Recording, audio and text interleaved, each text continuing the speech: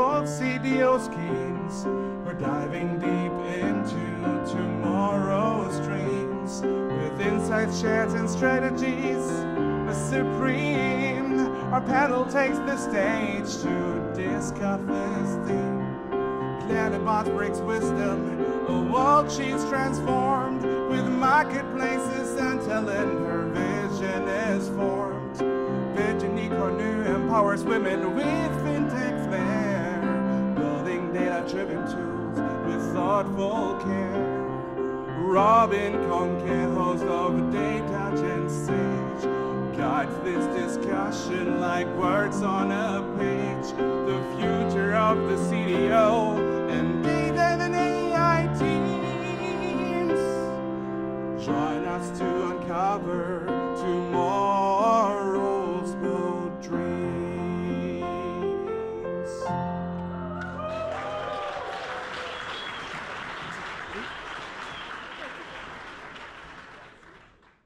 Bonjour à toutes et à tous. Merci beaucoup Christophe pour l'introduction et toute l'équipe Forward Data Conférence et aussi au pianiste. J'avais rarement été introduit comme ça. Donc effectivement, pendant la prochaine demi-heure, on va parler du futur du CDO et des équipes data. Et pour faire ça, on a la chance d'être avec deux excellentes leaders data, donc Virginie et Claire. Donc c'est parti, ne perdons pas de temps. Donc pour commencer, question ouverte. Comment vous voyez évoluer, vous, Virginie et Claire, le rôle du CDO à l'avenir? Je te laisse commencer. Oh, j'y vais. OK. Bonjour à tous. Je pense qu'il y a une question de contexte. Le CDO est apparu à une époque où il y a eu tout à coup l'émergence de la big data, la data science. Tout à coup, c'est devenu un enjeu stratégique dans les entreprises et donc on en a créé un C-level. C'est souvent ce qu'on fait. On a vu à peu près la même chose se passer avec le CPO au début des années 2000. Et je pense que du coup... ça, c'est un peu le contexte historique. On sait aussi que le CDO, c'est le C-level qui a la plus courte durée de vie, en quelque sorte, dans les boîtes. Je crois que c'est 18 mois.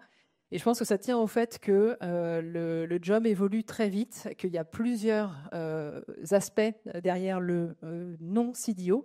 On a parfois des CDO qui font de la gouvernance, de la compliance. Parfois, ils font de la data analytics, data science. Parfois, ils font tout. Parfois, ils font la data engineering. C'est encore un petit peu flou.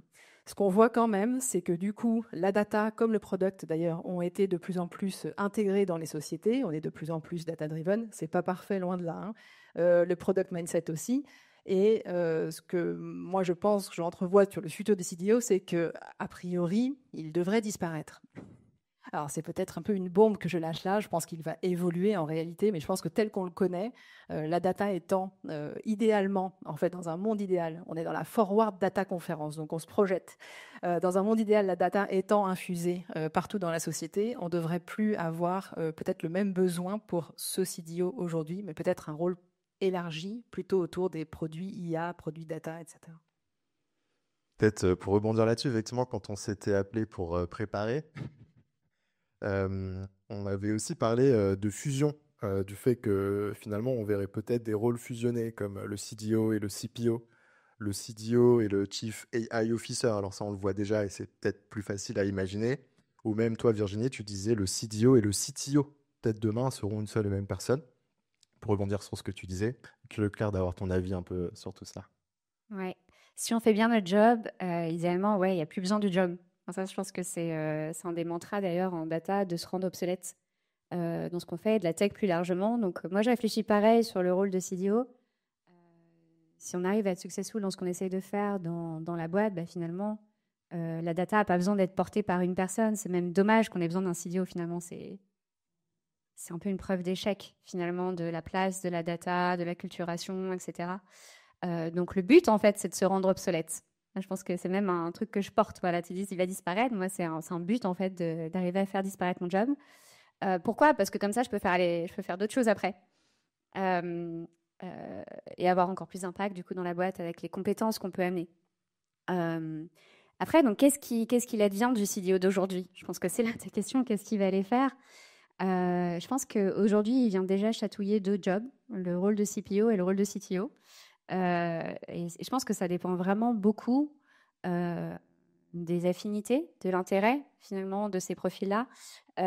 Quelqu'un qui m'a beaucoup influencé, moi, dans ma carrière, c'est quelqu'un qui était directeur data science chez Facebook et qui disait un très très bon data analyst et data scientist, c'est quelqu'un qui a aussi un bon PM.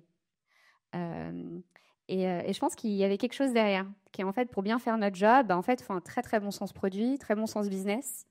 Et donc, je pense que oui, il y a pas mal de CDO qui vont aller vers des rôles de plus en plus produits, business, stratégie, et on en voit déjà dans l'écosystème. Si on regarde qui est-ce qui est en charge des produits cœur de Netflix, c'est des anciennes personnes de la data.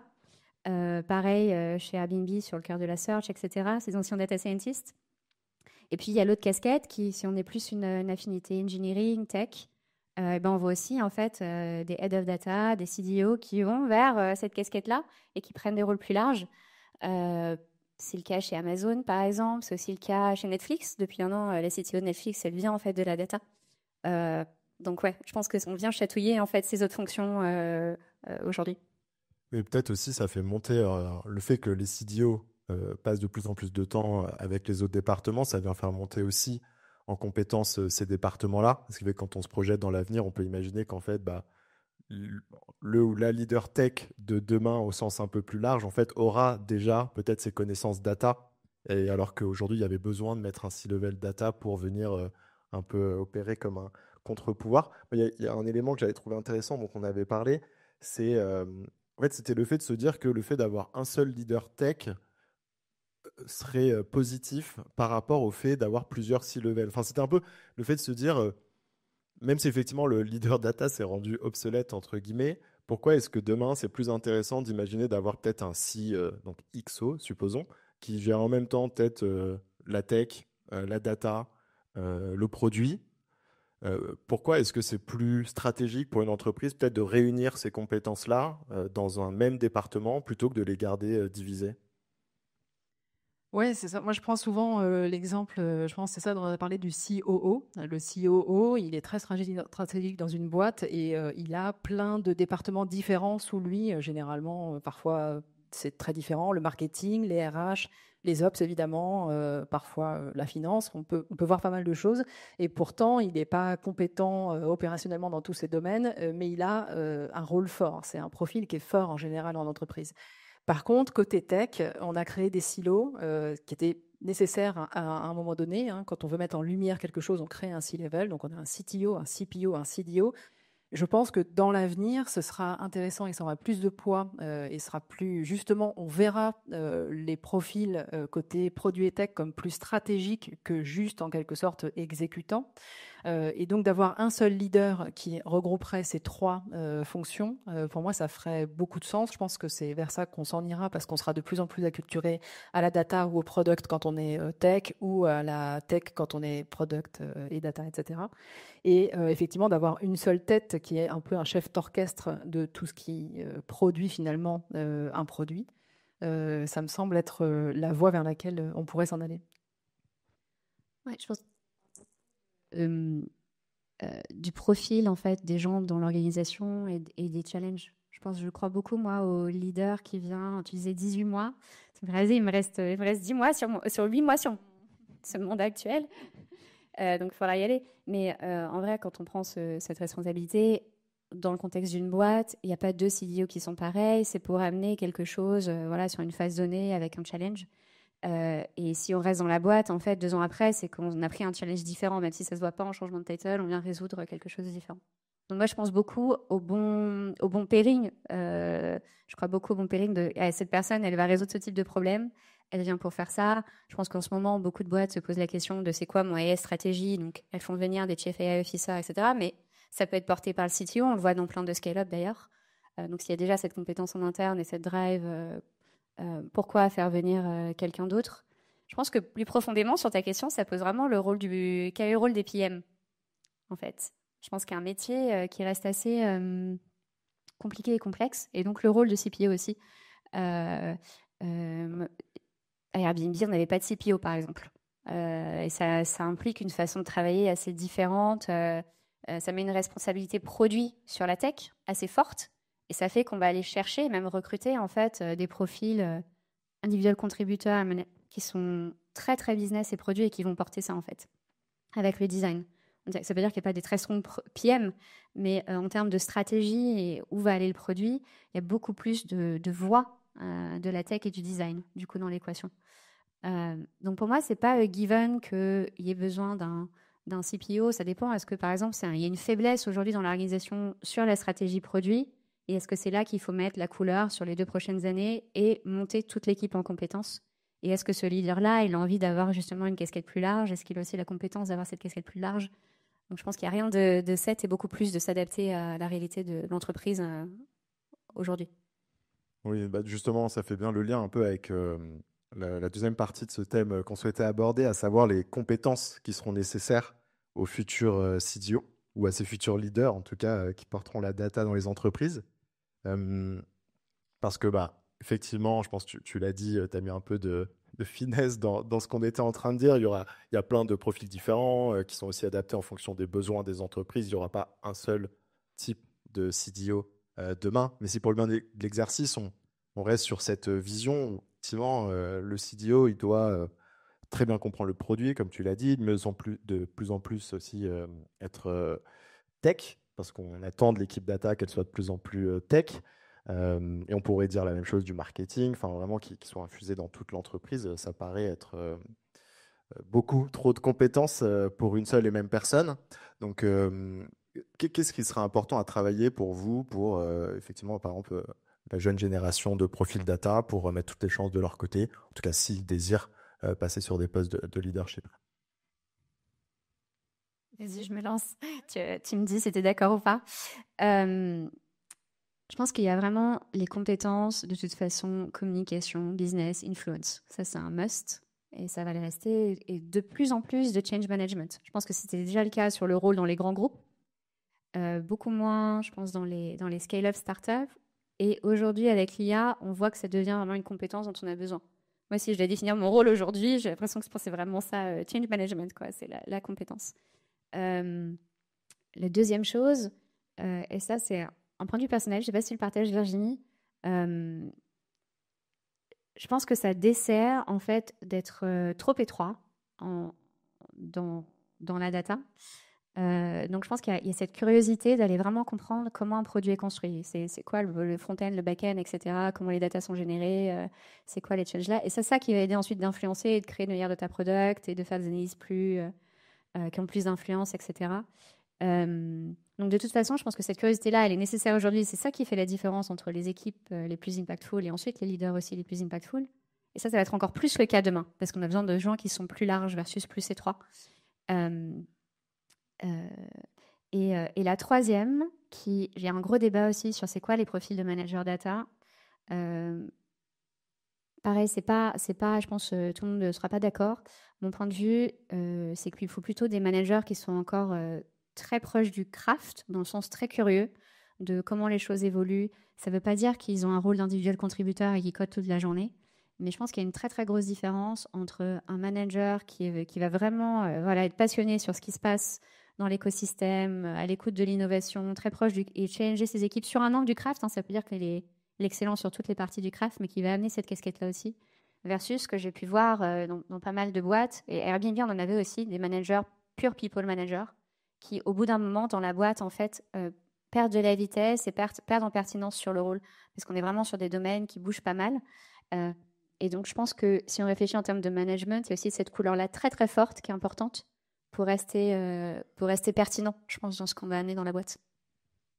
Ouais, je suis très d'accord donc avec ton deuxième point sur la curiosité. Moi, je pense que c'est ce qui fait justement la beauté du domaine data, c'est qu'on est obligé d'être curieux. C'est aussi normalement ce qui fait qu'on est attaché à créer un produit parce qu'on a des utilisateurs, parce qu'on a des besoins, des enjeux, qu'on essaie de comprendre des datasets, ce qui se passe derrière, pourquoi on fait ce qu'on fait, etc. Et donc cette question de curiosité, pour moi, elle est clé. Je pense ensuite qu'il faut que n'importe quel leader, mais peut-être celui-là peut-être en particulier, qui comprennent, et pour rejoindre un peu ton point, finalement les pain points de ces équipes. Donc effectivement, ça dépend du profil. Ce fameux CXO qui prendrait tech, product et data, si il ou elle vient plutôt de la data, pour moi la data c'est un triptyque, c'est de la tech, de la science et du business. C'est à la croisée des trois choses. Donc c'est peut-être finalement le profil qui pourrait être le plus justement adaptable à prendre ce rôle de CXO. Mais donc effectivement, si c'est un profil data, on peut être sûr qu'il vient forcément avec le côté data et le côté business au minimum, parce que j'en ai vu quand même beaucoup qui avaient moins le côté tech. Si c'est quelqu'un qui vient de la tech, ce fameux CXO, il faudra qu'il se mette plus sur les aspects data, parce qu'en général les techs maintenant ont bien compris le product. Et si c'est quelqu'un qui a un background plutôt product, là je pense que c'est plus compliqué. Je pense que c'est moins le bon profil. En tous les cas, ce profil-là, il doit comprendre les trois aspects, comprendre les pain points sans être lui-même ou elle-même effectivement opérationnel et savoir tout faire. Et effectivement rester pertinent dans son travail et au moins dans une compétence qui est stratégique par rapport à sa société. Ouais, donc finalement, ce profil, à vous entendre, j'ai l'impression qu'il est plutôt généraliste, quoi. Et on en arrive un peu à ce sujet qu'on aborde souvent dans les organisations d'équipes data, entre avoir des profils plutôt couteau suisse et des profils spécialisés. Et c'est notamment le sujet que j'aimerais qu'on aborde juste après. Avant ça, je voulais rebondir sur une phrase que vous avez tous les deux dite de manière un peu différente, mais que finalement, l'objectif du leader data aujourd'hui était de se rendre obsolète. Et je me demande dans quelle mesure, là, pendant qu'on parle des compétences, justement, ça doit se matérialiser aussi par des compétences spécifiques. Enfin, qu'est-ce que ça demande comme compétences au quotidien de réussir à se rendre obsolète? Enfin, est-ce que c'est dans la manière de déployer la stratégie data, ou est-ce que c'est dans des compétences de management, de s'entourer pour se rendre obsolète? Enfin, je voulais juste revenir là-dessus une seconde pour être sûr qu'on comprenne bien. Je pense que c'est très relié à ce qu'on met en place dans l'entreprise en général, donc à la culture, finalement l'acculturation à la data. Je pense que pour se rendre obsolète en tant que Head of Data aujourd'hui, c'est d'arriver à bien faire comprendre à l'entreprise en général à quel point la data a de la valeur, à quel point chacun doit s'en occuper, s'en préoccuper. Finalement, ça passe par des sessions d'acculturation, de la formation, peut-être... il y a beaucoup de data analystes aujourd'hui qui sont soit dans des teams data centrales, soit qui sont décentralisés dans les équipes métiers. Demain, il y aura peut-être moins de data analystes et plus des équipes métiers qui auront justement été formées, acculturées en fait à la data, et qui auront plus besoin finalement de data analystes pour les épauler. Ce seront eux qui seront les data analystes, et ils seront pas d'une équipe data, ils seront pas eux-mêmes data analystes. Mais si on a bien fait notre travail, c'est vers ça que ça tend, et du coup il n'y a plus vraiment, on devient obsolète à mon avis par ce biais-là. Ouais, c'est une bonne question. Je vais y réfléchir parce que c'est vraiment l'enjeu premier. Donc je sais pas si même moi j'ai même pas forcément formalisé une stratégie très claire. Par contre, je pense qu'on le voit. Il y a une façon de se dire est-ce qu'on y est ou pas. Tu vois, c'est plus ça qui est dans les questions qu'on a en fait des stakeholders et du CEO. Et c'est vraiment le type de questions qui change au bout d'un moment en fait où les gens ne posent pas des questions de la même façon, ne demandent pas des ressources de la même façon, ne challengent pas les données qu'ils voient de la même façon. Et c'est vraiment plus ce déclic-là qui se passe, en fait, je pense, au COMEX. Et là, on le sait ou pas, tu vois, est-ce on est toujours en train de pousser, faire ce change management? Donc, comment? Je pense qu'il y a plein de façons. Et moi, j'y travaille encore à les tester. On va quand même essayer d'en parler un petit peu plus pour brainstormer ensemble, Claire, sur le comment. Du coup, la dernière partie que je voulais qu'on aborde avec le temps qui nous reste, donc quelques minutes avant de prendre quelques questions de l'audience, c'est justement comment les équipes data doivent s'organiser dans le futur.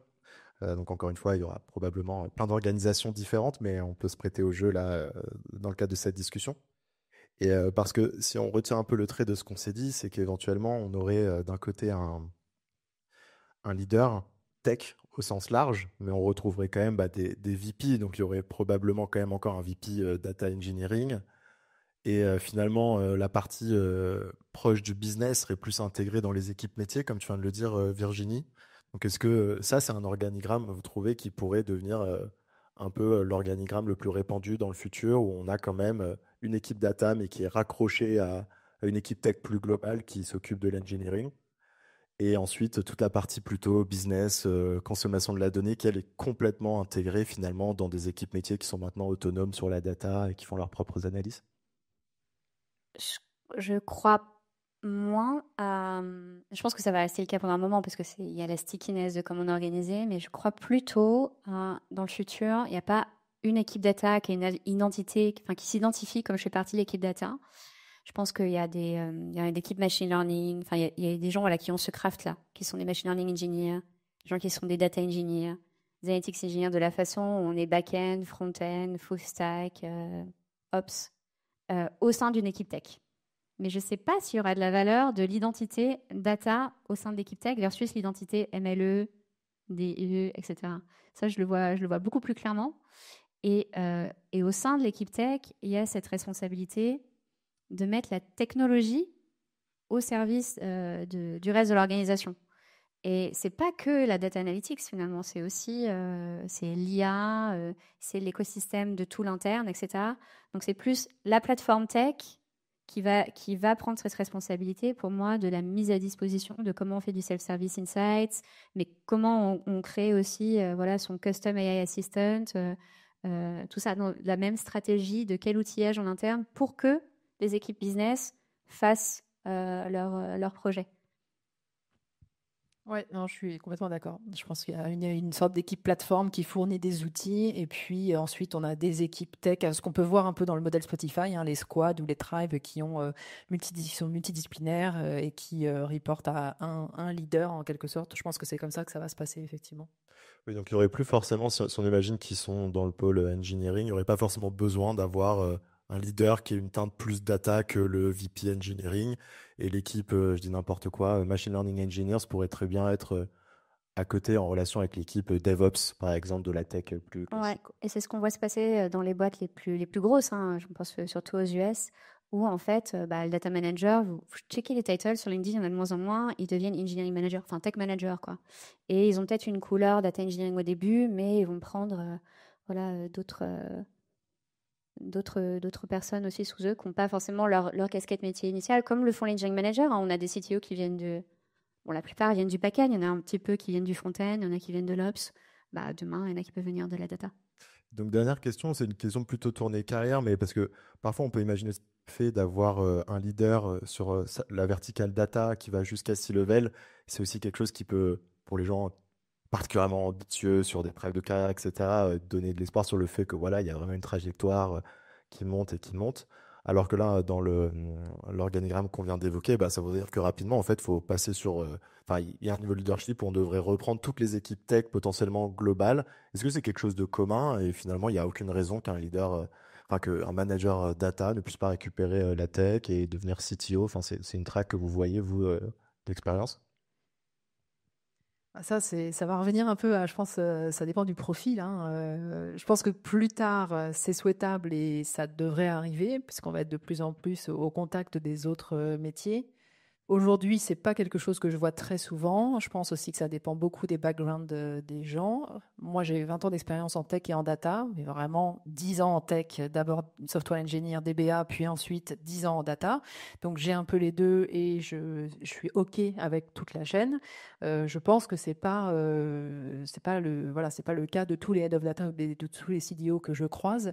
Et je pense qu'il y a encore besoin que cette transition se fasse, que les CDO ou les futurs CDO s'imprègnent du côté product, des pains de la tech et de voir comment tout ça s'imbrique, ce que tu disais tout à l'heure, hein, de comprendre ce qui se passe en amont, en aval, que tu fasses des produits data ou des produits IA et que voilà.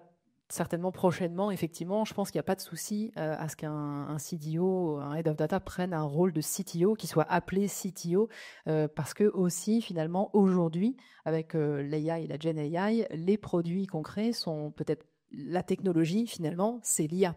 Et donc, du coup, c'est peut-être presque plus logique, en tout cas, ça se fait naturellement, que du coup, les CDO deviennent des CTO. On les appelle comme ça. Et donc, ça, c'est quelque chose, à mon avis, qui va venir, ouais, je pense. Ouais. Et puis après, pour répondre à ta question, quelqu'un de très ambitieux qui veut... Franchement, ça dépend ce qu'on souhaite faire. C'est pas forcément le job le plus fun, ou celui que je recommanderais à tout le monde. Ça dépend vraiment de ce qu'on cherche à faire, en fait. Et je pense qu'une partie de notre job, c'est aussi de démystifier qu'est-ce qu'on fait. Je disais, moi, en ce moment, c'est plutôt du change management, etc. Il y a plein d'autres rôles mieux payés et tout aussi fun, voire plus, dans l'organisation, en fait. Moi, j'inviterais plutôt les gens à chercher c'est quoi vraiment qu'ils aiment faire. Et à ce moment-là, je suis sûre qu'ils auront la trajectoire qu'ils souhaitent, mais c'est pas forcément le rôle pour tout le monde. Oui, de ne pas aller chercher de la seniorité pour la seniorité, très clair.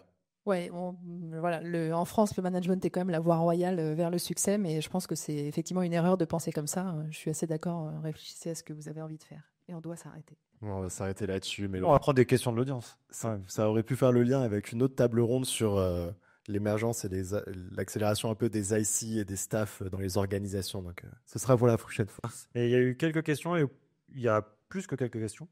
Je vais prendre la première qui rejoint une que j'avais en tête là par rapport à ce que vous disiez. C'est que vous mettez la data et le produit assez proches, mais il y a quand même dans la nature de ce qu'on fait dans le travail de data deux choses qui sont très différentes, qui sont la data pour le produit, et donc quand on est une boîte tech, et la data pour l'analytics. Et ça rejoint une question qui est garant des modèles dans un monde où les équipes data sont dissoutes dans la tech? Le concept de BI ne disparaît-il pas avec cette évolution? Et où est-ce que ça se place en fait cette partie BI? Parce que c'est pas du tout un truc que la tech comprend en général, quoi. Qui veut la prendre? BI. Mais pour moi, c'est une responsabilité de la tech. Pour moi, tech is engineering plus data. Déjà, dans la définition, je ne mets pas la data en dehors de la tech. Donc, c'est déjà une responsabilité de la tech de mettre au service la data pour le business. Après, c'est plus la question de qui fait du BI, généralement, plus que qui construit. Qui construit le setup, l'environnement pour... moi, je le mettrais déjà dans la responsabilité tech, et ça ne change pas demain. D'ailleurs, je pense que ça aide. C'est plus facile quand la data est plus proche du produit et des ingénieurs de le faire. C'est un des challenges qu'on a aujourd'hui chez Malte, by the way. Je pense qu'on est encore un peu trop loin et qu'on va essayer de close the gap. Après, dans toutes les organisations, c'est plutôt qui, après, pose les questions. Et ça, je pense que voilà, ça peut être vraiment partout dans l'organisation. C'est vraiment qui prend les décisions, qui a besoin d'avoir de l'insight. Je pense que de toute façon, il y a une question sur le métier de business analyst en général. C'était pas nécessairement le sujet, mais idéalement, voilà, on se rend obsolète et la plupart de ce qu'on fait en business analytics, c'est d'autres personnes qui le font en faisant partie de leur job. Et nous, on se focus sur... Moi, j'aime beaucoup ce que Paul de Nickel fait, c'est créer les outils pour que les gens fassent leurs analyses. Je pense qu'il a complètement raison sur cette direction-là et c'est comment on va plus vers ça. Ok.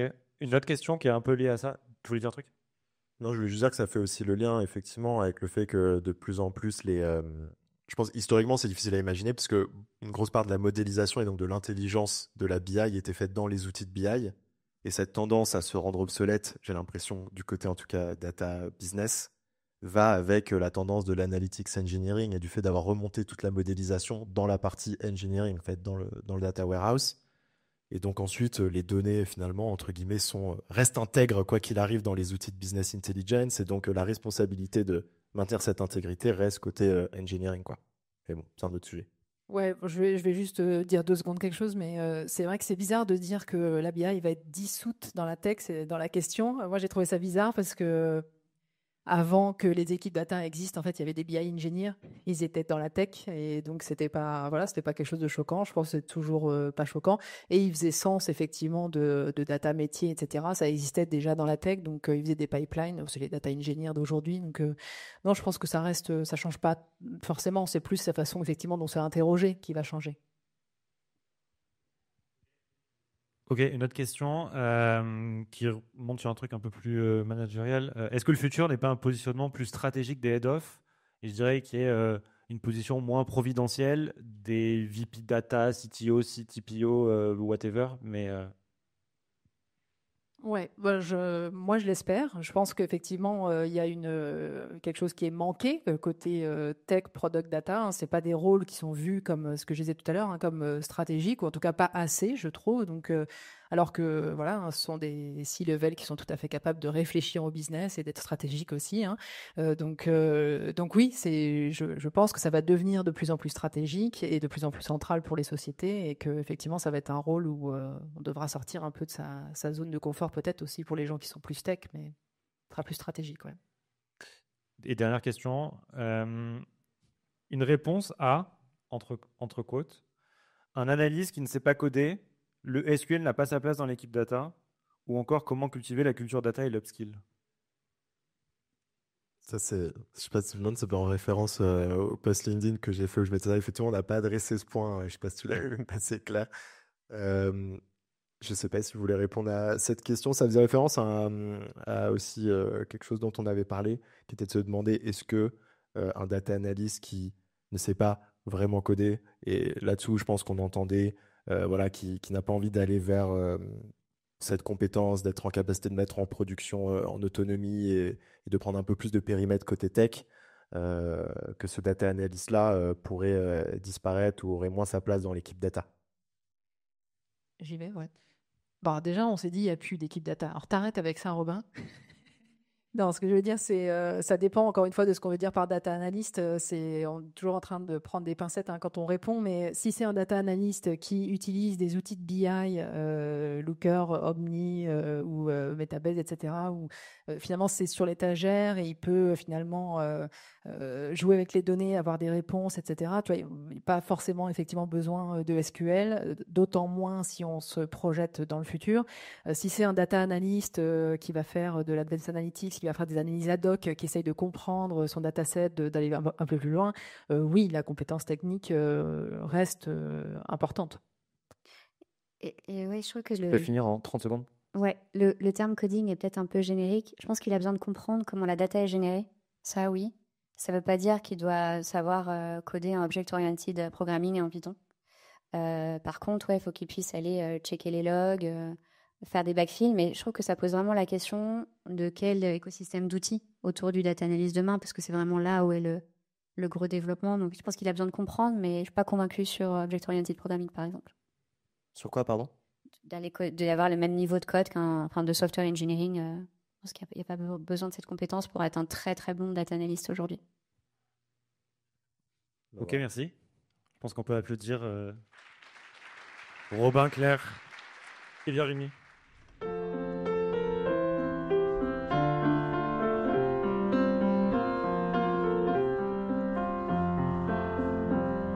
The future of data AI and both CDO schemes. We're diving deep into